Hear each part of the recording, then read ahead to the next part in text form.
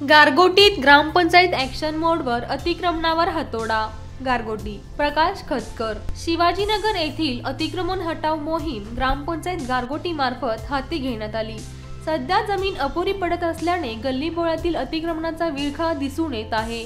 त्यामुळे दळणवळणास अनेक अडचणी उद्भवत आहेत। ग्रामपंचायतीच्या वतीने बांधलेल्या गटारावर नागरिकांनी बांधकाम केल्यामुळे वाहतुकीला मोठा अडथळा होत आहे।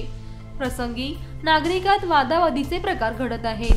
गटारी तुंबून सांडपाणी रस्त्यामधून वाहत आहे। त्यामुळे अतिक्रमण काढण्यासाठी नागरिकांमधून मोठ्या प्रमाणावर तक्रारी होत होत्या।